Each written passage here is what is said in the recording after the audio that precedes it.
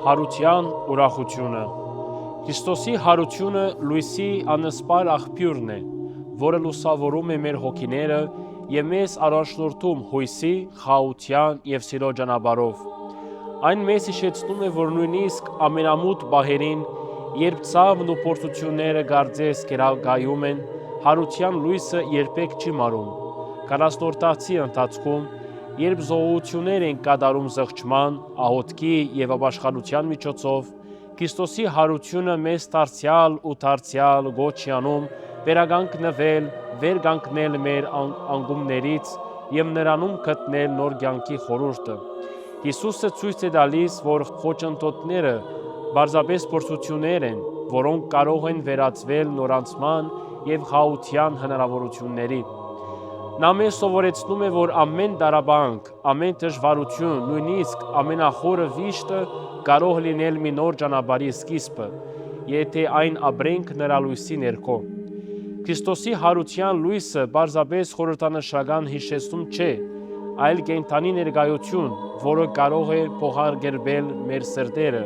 մաքրել մեր հոգիները և վերակառուցել աշխարհը արդարությամբ ու սիրով։ Այն կոչ է անում մեզ հաղթահարել պառակտումները, ամրապնդել եղբայրություն ու միասնությունը, դառնալով խաղաղության առաքյալներ մեր շուրջը։ Ճգնաժամերի և պայքարի ժամանակ, երբ թվում է, թե հույս չկա, հարությունը մեզ հիշեցնում է, որ Աստված միշտ հաղթում է և որ նրա լույսը ավելի զոր է, քան խավարը։ 40 ընթացքում և մեր կյանքի բոլոր օրերում մենք պետք է մեր սրտերը խարսխենք Հիսուսի վրա, թույլ տալով, որ նրա հարության ուրախությունն ու հույսը մեզ առաջնորդեն։ Երբ ընկնում ենք, երբ ցավը մեզ կոտրում է,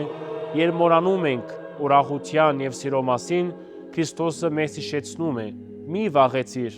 որովհետև ես քեզ հետ եմ, մի զարուրիր, որովհետև ես քո Աստվածն եմ»։ Այս խոստումը մեզ զորացնում է, վստահ լինելով, որ նույնիսկ երբ ամեն ինչ կորած է, Քրիստոսի լույսը միշտ մեզի հետ է, առաջնորդում մեզ դեպի հարություն։ Ընթանանք դեպի հարություն ուրախությամբ և խաղաղությամբ։ Քրիստոս հարյավ իմերելոց, ճշմարիտ հարյավ։ Ամեն։